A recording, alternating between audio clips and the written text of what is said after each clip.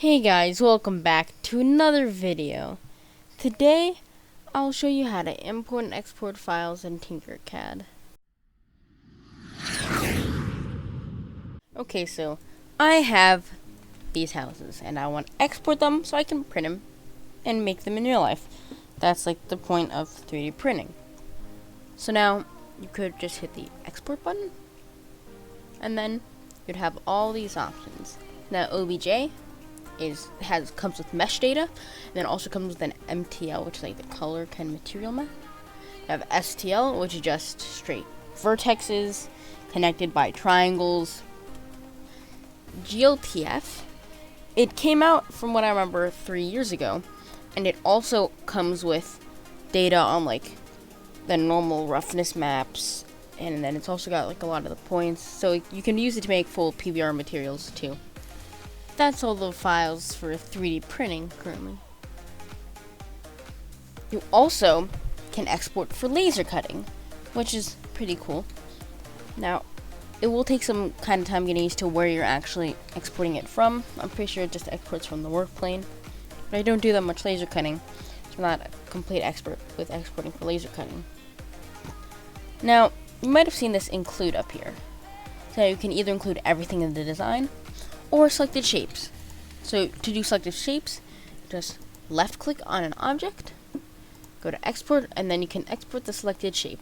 I'm just going to hit STL and then save wherever you want.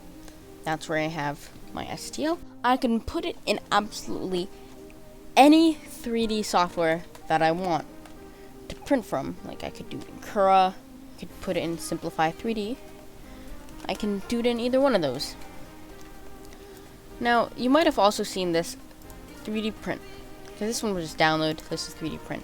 You can send it directly to your MakerBot, you can send it to Polar Cloud, Voodoo Manufacturing, Astro Print, Cinder 3D printers, and iMaterialize, which I think is one of the more helpful ones to send to, so that way you don't have to worry about any of the settings if you want to go straight to iMaterialize. Okay, so you might have also noticed that there's an import button. You can import STLs, OBJs, and SVGs. We're going to choose a file. We're just going to say, just going to download this model, and you can choose a scale. I can make it at like 5% scale. And then when it imports, it will be super tiny. So now, this is when it'd be useful to use the fit to view.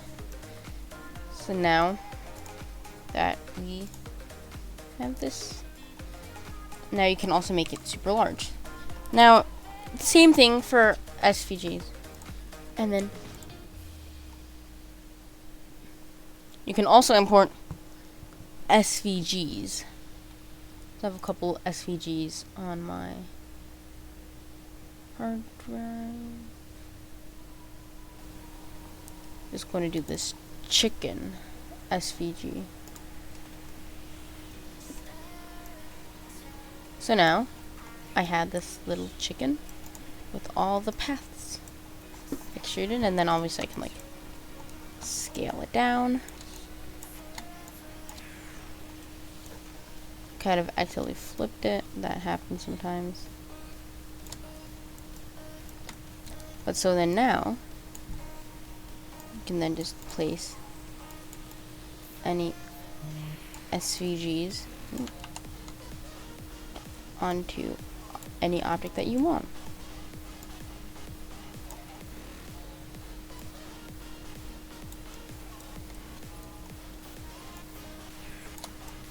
So that's how you import OBJs, STLs, and SVGs into TinkerCad. Alright guys, thanks for watching that video. Remember, if you liked it, please like and share it. If you want more TinkerCad, watch the rest of the TinkerCad Basics video. So, 80% of you guys that watch my videos are not subscribed. I'm on the road to 220 subscribers away. So if you want more videos, please subscribe to help me out. And as always, keep on designing.